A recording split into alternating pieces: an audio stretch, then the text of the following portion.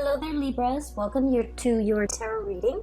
So thank you so much for joining me. I hope this video finds you well, and I hope the content is still relevant for your situation. Right off the bat, so I've done all the other signs except you guys, Scorpio and Sagittarius. Out of the 10 cards on the deck, I have 6 cards that are major arcana cards. And this is a big deal, okay? This is a huge deal because I feel like this is going to be a very pivotal month for you guys. I felt that way with the Aquarius reading and then also with the Gemini reading.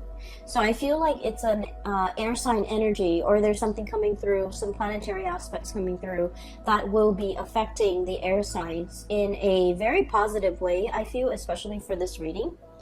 And let me just say that out of the 10 cards, I have 2 cards that are about choices and options, okay? So I have here the Lover's card. The depiction is very different here, but this is the major arcana. Number 6, which is the Lover's card, choices and trust, okay?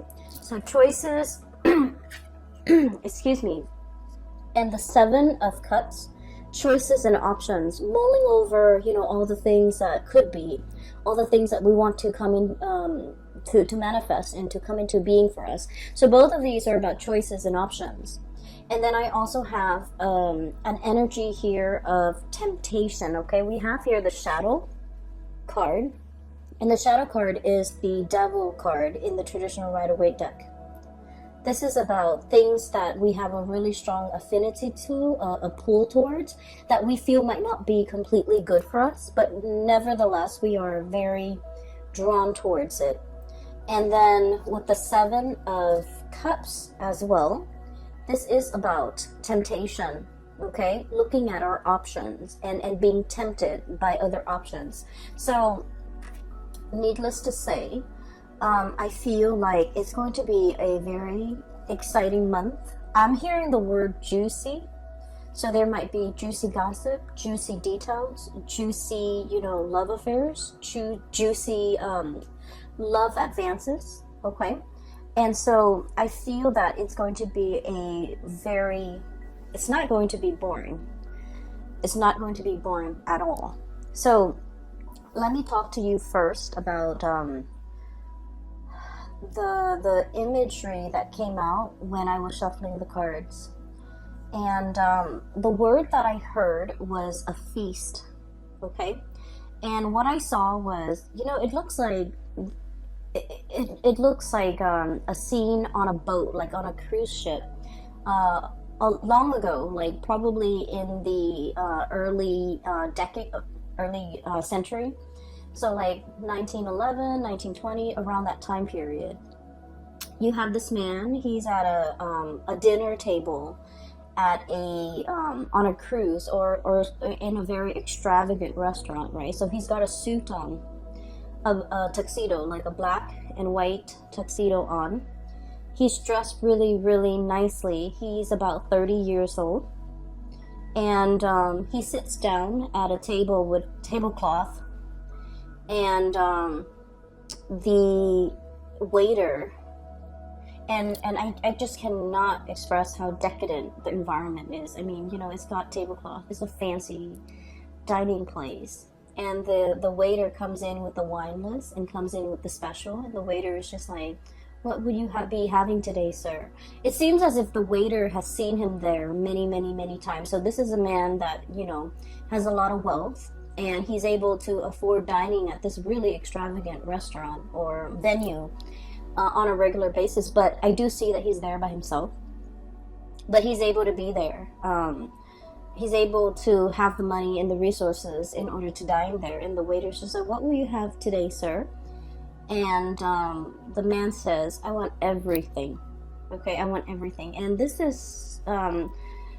so it happens that this is a seafood restaurant. That's what I feel. And so the waiter comes back a moment later, possibly like 15-20 minutes later, once the food have been prepared. And he comes in with this platter. It's a huge platter. It's enough to feed a couple of people. But he brings it to the man's table. He opens up the lid, and you see a lobster in the middle, oysters on the side of it, oysters on the side, and then there are, a variety of dipping sauces, and there are also different platters with different types of seafood prepared in different ways. Okay, so I feel like, he's ordered a feast. He's ordered a lot of things. And he does it because he can. Because he has the wealth, and he has, the resources in order to do so. I don't see him eating it. The scene just cuts out. So, first of all, let me talk about this whole concept about a feast, okay? And I feel like it's really drawing my attention to a feast or famine type of an environment, okay? I feel like you're that man. You're that man in the nice clothing, the tuxedo, in this really beautiful, extravagant restaurant. And you told the waiter, I want everything, okay? And I feel like there might have been a period of time in your life where you wanted everything, but you couldn't have everything. Maybe out of financial constraints, maybe out of a sheer sense of discipline, or maybe the opportunities were scarce, or maybe you were operating from a place where you were, denying yourself of nice things, of extravagant things, because you thought it was frivolous, right? And so I feel this concept of feast or famine, I see a lot of people who might be in the fitness industry where, you have to present yourself a certain way. So you might have to go on binge dieting, heavily monitoring your water and your food intake. And so there might be bouts of time where you're binging a lot on certain foods to bulk up, and then there are times when you're required to drastically lose the weight or tone up or shape up in some way or some fashion. And so I feel like there were times where you had to eat, and then there were times where you had to slim down. And so I feel like it's work related for many of you. I also feel for many of you, you might have been working really, really, really hard. Okay, the things that you that were given to you, or I'm sorry, the things that were in your life were things that you had to work hard for, sweat and tears, the whole concept of things were not handed to you on a silver platter, and you had to go out into the world and hustle and scramble for all your resources. And I feel that things were in flux. On some days, the going is good, and you might make a really good sell. And then on other days, it's like a famine where it's a drought. There's just no customers, no sales. And so I feel that because of it, when you are in a good position, when you feel that you could have a lot of resources, when you have a lot of resources, you feel like, I deserve this. I'm going to splurge, I'm going to binge, I'm going to buy the things that I have been depriving myself during times of famine. And so that's what I'm sensing. So I feel like there's something here where things are heavily in flux, okay? And then I also feel, the whole concept with seafood and oysters and things from from the realm of water, animals that dwell in the realm of water. I feel like this is definitely an emotional feast.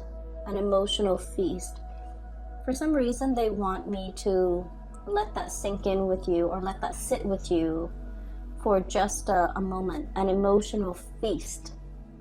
Hence the whole concept with temptation and, an emotional draw towards a specific thing, a specific person, someone who's very alluring. Something that is from the realm of water, potentially, out of our league. Okay, so out of our league, like the leagues of the sea. It's a measurement unit. So some out of our league, or somebody who's traditionally not somebody that we think we would be able to attain, we would be able to have, and then all of a sudden they give us a lot of attention and we're just like, oh my gosh, you know. And then I'm also hearing as well, you know, with this emotional feast, I'm hearing as well, you know, like emotional eating, you know, emotional binging, wanting to fulfill a deeper part of our emotional needs with food, with substance, with things, and an emotional void, an emotional need cannot be fulfilled with things, okay? And so that's for a very small minority, but I feel like the whole imagery is very decadent. It's very sensual, and it is also really tactile, okay? I'm drawn to the oyster, like the hardness of the shell is contrasted by the softness and you know, the softness and the sliminess of the inside, okay? It's something that is really hard on the surface, and it is very slimy in the center. I feel like you're dealing with someone like this, where they're very, very hard up. They put up a wall. They are very cold and possibly, you know, abrasive on the surface. But inside is this, you know, gooey, soft middle. So it indicates to me somebody who has a really soft heart. And I feel like the world has made them very hard. Life was hard for them. This could also be you, Libras. Okay, so I feel that, you know, you're very diplomatic. A lot of Libran people are just very diplomatic, and you show a really nice face. But I do feel that you are skeptical. Okay, you're skeptical about, you know, about people's intentions, about life. And I feel like when you're dissatisfied with something, you voice your opinion, okay? You will get angry, and you will be able to say, like, you know, exactly why that bothers you or why you're discontent. And so I feel like there might have been, you know, periods of famines where you're just like very discontent. And so we're coming into this like bubbling spring, the springtime of your life. And what I'm seeing as well is with this whole concept about, you know, that gushy center, feeling your heart soften all over again, and being able to live your life more from that heart space rather than letting that abrasive, hard, I feel like, you know, gritty outside or exterior get to you, okay? So it's a very, very sensual type of a reading, and I'm going to talk about, you know, the cards individually. So first of all, moths to a flame. Okay, so I have here, this is the Five of Cups, and it's also the firefly. Okay, so this is like a flicker of light, somebody sending out their intentions, making their intentions known, drawing attention to themselves. And especially, you know, winged animals, especially insect, they are messengers. They're all about being able to communicate. And I feel like there is an emotional message here that somebody is communicating to you. But I feel that they have that hard exterior about them. They might have been burned in the past. They might be a little bit shy. They might not know how you are responding to them. They might not know how you feel about them. They might be very hesitant about your ability. They might be very hesitant about how to initiate contact, okay? So it's not like a calling, like, you know, I can pick up the phone, or I can text you, or I can, you know, shoot you an email. It's not that simple. I feel that it's somebody who is at odds with their emotions and how they feel about you. And crowning this is the Hangman, which is waiting, a state of suspension, waiting waiting for information, waiting for a situation to turn around, waiting for some type of a breakthrough so that we understand what we need to do. And with this praying mantis, once again, you know, female mantises, they when they copulate, they eat the heads of the male mantis. Okay, and so once again, the whole concept about eating, and also I just feel like, you know, the imagery surrounding this is there's an element of risk and danger, and, you know, losing face. Okay, literally losing your head, losing face, not wanting to reach out to somebody and have it on read, where the other person read the message but they don't respond, not wanting to be embarrassed. So I just feel like you're dealing with someone who's not really sure about how you feel about them, and they are as well they might be very confused about their feelings. They might be feeling things, and all their emotions are very bunched up, and they don't really know where to begin. Okay, it's like fumbling in the dark. That's what this five of cups feel like to me. There's not enough light, even though the animal is casting light or drawing in light, but you're only seeing, like, you know, kind of like Morse code, like sparks of light. It comes and it goes, and it's not enough light to guide you, to show you the way. And then furthermore, we have the moon, which is all about confusion. It's all about this really nebulous sense of emotions. Okay, like emotions overwhelming us, feeling things on a very like empathic, psychic level, including feeling things on a very deep emotional level, but we can't really make sense of it. Things are foggy, things are hazy. We're navigating an environment that can feel really uncomfortable because we can't really see what's, you know, 2 feet in front of us. And so I feel like there's a situation here where someone is feeling things so strongly about another person. It's a mixture of really complicated feelings, love, hate, I feel, you know, and unexplicable, like wanting somebody, but at the same time it's like, oh no, that's not, you know, my usual type, or that's not, you know, that person would never go for me, or even it's like falling in love with someone who you would classify as an enigma. It's someone who is mysterious. It's somebody who is confusing. It's somebody who is confused about their feelings for you.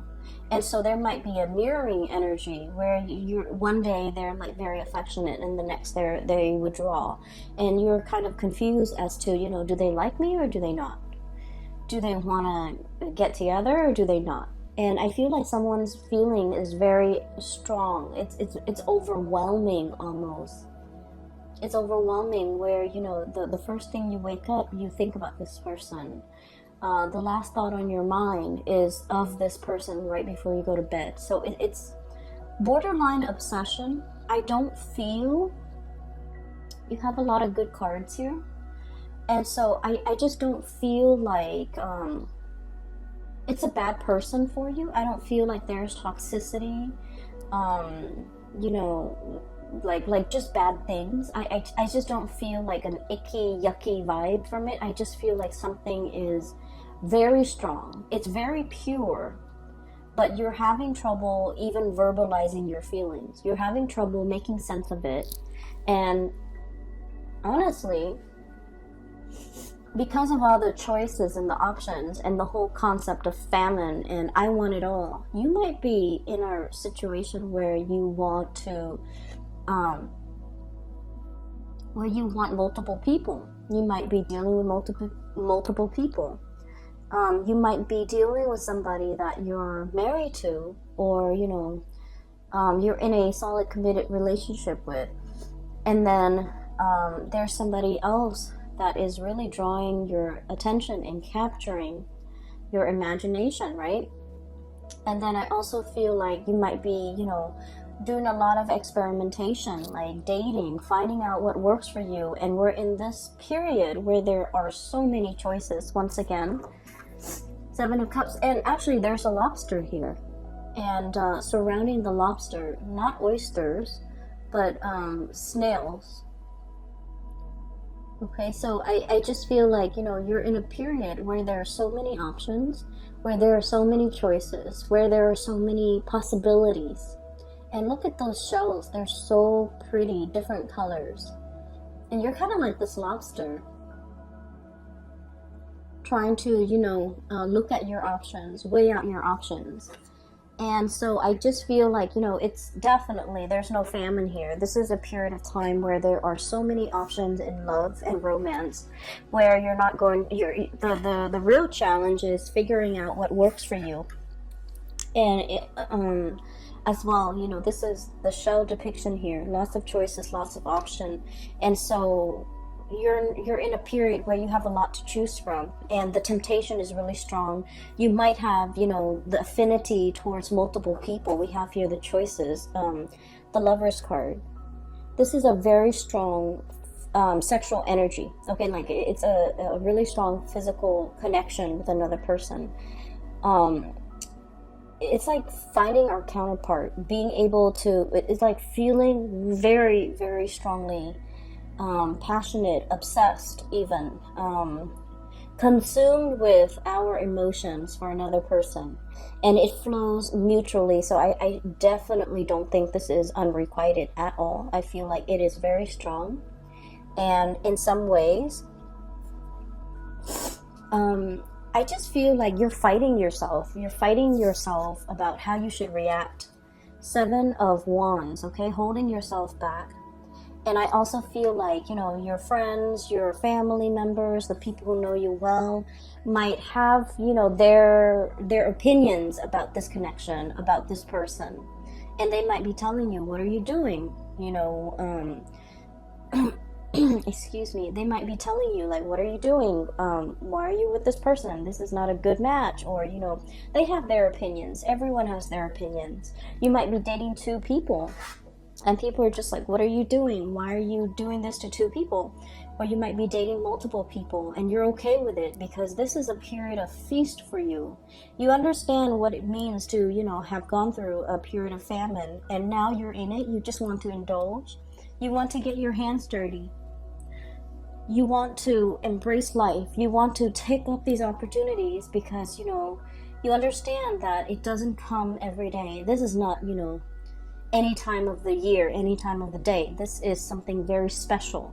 And so I feel like, you know, if people are judging, or if people are giving you, you know, advice and you've never asked for it, it's like unsolicited advice, you're not going to give them the time of day. And so there is a partner here. It's they're bringing about, you know, like a major overhaul in your life. I have the Awakening card. This is the Judgment card, contact, communication. This is once again very decadent, the Peacock, okay? With this Judgment card, contact and communication, I just feel like this person is bringing about a sense of awareness that has been very dormant within you.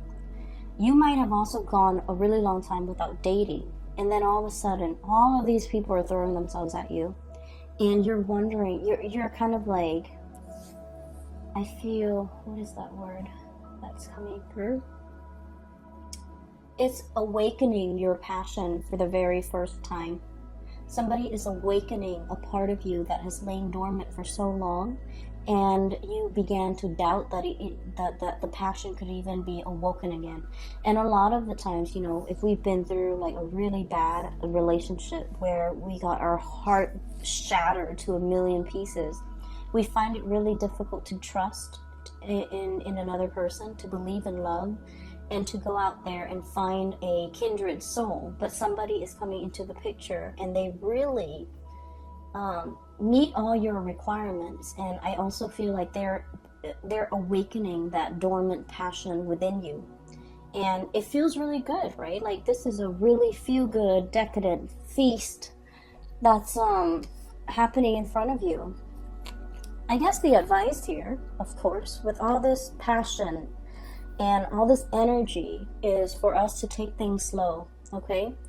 Don't lose our sight see things in black and white. So what this means is, a lot of the times when we're in a relationship, we feel that the other person that we're in love with, they can do no wrong. We overlook a lot of bad traits, a lot of bad things that surface at the from the get-go, because we're, it's puppy love. We're infatuated, and and I feel like, we're willing to overlook a lot of things. So this is kind of like telling you to kind of ground yourself, keep things in perspective, and if they have faults, just make a mental note of it. Okay, don't get so wrapped up in the other person where you believe they can do no wrong. We're all humans, right? And it's not so much about the other person disappointing you. I don't feel like that's the case. I feel like a lot of the times too, Libras, we can be disappointing ourselves by putting so much faith and seeing things through like a very naive lens, and we set the relationship up for failure because it's not off to a realistic start. So they're really telling you, this can work, this could be the one, but you have to build this relationship very slowly, methodically, and build it on a very solid footing. So that means, no matter how passionately you feel about the other person, make sure that both parties are on board with the building process. Make sure that you're not the only one putting in all the work and all the effort because you're so infatuated. Infatuation is not a bad thing, okay? It's really strong desire and passion that we feel for somebody. It's not a bad thing. But it can be a bad thing if we're letting that kind of like cover up all the potential flaws in another person because we are not seeing things in a rational way, okay? So this is very much on par with the Aquarius reading. If you have Aquarius in your chart, or if you're dealing with Aquarius, it indicates, I feel like for the Aquarius reading, it's very similar energy, really similar.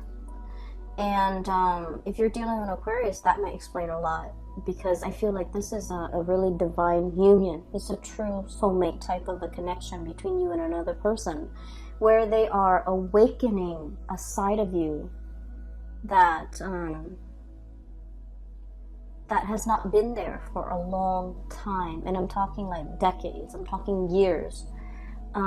They're awakening something inside of you that is very spiritual in nature as well. Okay, so I can't remember the Gemini reading, but I feel like with Gemini, there's definitely temptation with the Gemini reading, but I didn't see that with Aquarius reading. I'm seeing temptation for you as well, but I don't feel like anybody's stepping out of the relationship. I just feel like there's so much passion here and so much potential for like flirtation. And so let me talk about this. This is the Six of Cups. So excuse me, the Six of Shells, this is the Six of Cups, okay? Peas in a pod, okay? Finding somebody who is so the imagery of duality, right? Someone who's very different from you, but someone who's very compatible with you. Finding that kindred soulmate, finding the one. The Six of Cups is usually like a soulmate connection. We've known one another in a previous incarnation, in a previous life. And I feel like you could recently just meet somebody or meet this person, and it feels like you've known them forever. There might be a lot of synchronicities surrounding your meeting, surrounding the history. So for example, you might have lived in this city and you go through life and like no one has ever heard of the city, or you don't know anyone who has traveled there or has even lived there. And you meet somebody and they're like, oh, I know where that was, I used to live there. Or you went to a specific college, you worked at a specific company, and then it turns out that they also went to that college, they also worked at that company, but the timing was off, and that's why you never met. So it feels almost as if two souls trying to find each other, and they were in the same place but at a different time, and because of that their paths never crossed. And now in this moment of synchronicity for this month, something is, it's almost like a portal opening, and two people are able to meet on either side of that portal, where the timing is just right, where the location is just right, where the conditions surrounding it is just right. So for example, you might have somebody that you were really in love with, and you were single, but they were not, and then all of a sudden you got into a relationship, and then you find out they're single, so you keep missing each other. But then something happens, I feel like, for this month, where the two of you are on the same page, living in the moment, in the same area, in the same vicinity, and things are able to take off. Because with this Six of Cups, it's sentiment and joy, and I feel like you're going to be very, very happy. And the Love card, it's duality, mirroring, but also like the finding a mate, being able to find the one who is exactly like you, finding that missing part of your soul, feeling really complete when you're with this person. And the feeling is very mutual. Okay, this is like a really strong, very, very strong soulmate type of a connection for you and this person, whoever it is. It's really wonderful. And what's crowning here is that, once again, that devil energy, the shadow. And this is about, as well, I feel like this person is going to be very transformative in your life. They're able to move you to the next evolution or the next phase of your life. And what that means to me is, I feel some of you might be in a relationship that is very toxic. You might have outgrown a relationship, and I feel that you've met somebody while you're still attached. That's what it feels like to me. And this person is like a breath of fresh air, and you're looking at things skeptically, right? Like, oh, it's just a test, or I'm attached, I really shouldn't go there. And I feel as if you're thinking it's not real. You're thinking like, this is too good to be true, it's not real.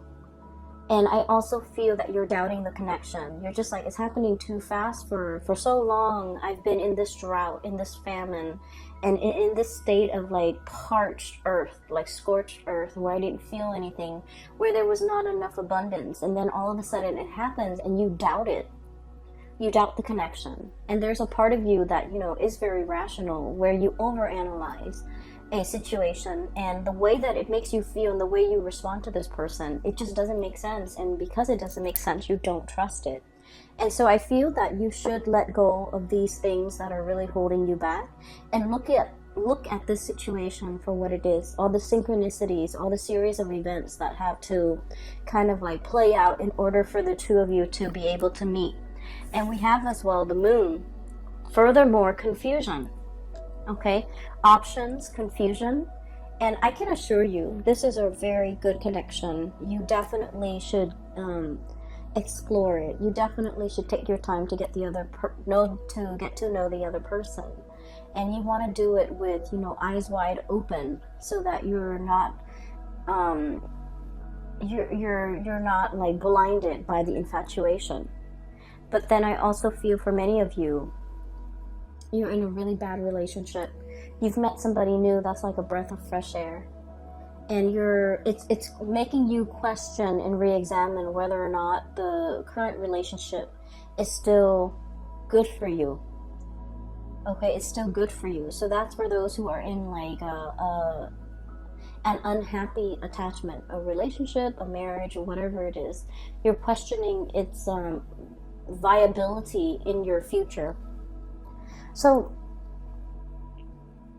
enjoy this moment, whatever it is, whatever this feast is for you.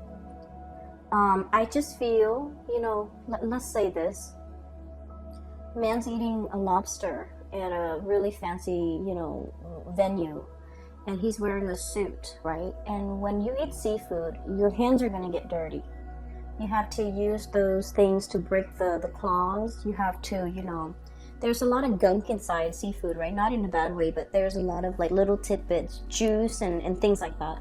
So it's not like a neat, it's not like a sandwich. It's not like something that's easy to eat. You're gonna get, you know, guts and juice flowing all over. And so I feel like he's saying, I want everything. He really wants to experience that tactile sensation.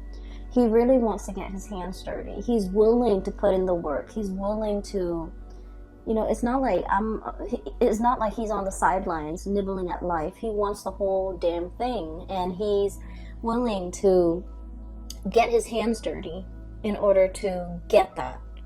And so I just feel like your mind's already made up. You're going to get involved. You're going to do whatever it takes.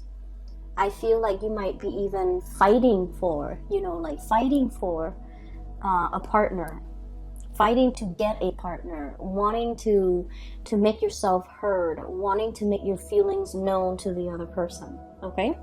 Which is wonderful, because you know, you guys are usually, I would say, kind of passive aggressive. You have an indirect way of going for what you want, and you're not one to shout from the rooftop how you feel about another person. So I feel this is like the energy of, let's go for it, let's do it, let's you know, fight for the object of my desire. Like I feel that this energy is about Libra taking charge. Okay, Libras, you are very much in control and taking charge and going like straight for it, for whatever it is that you want, which is great. I'm glad to see this. So I will leave it at that, Libras. I wish you the very, very best for this month. It looks amazing. For those of you who are in need of guidance, who are, you know, who have questions about your life and choices and things like that, I have a link in the description box below for a colleague of mine. Her name is Bridget. She is phenomenal. I highly recommend that you get a reading with her. And the link is in the description box below, where you can click on the link, go to her website, and, you know, schedule an appointment for yourself, okay? I wish you the very best. I hope this reading finds you well, and best of luck with everything, okay? I'll talk to you guys soon. Take care.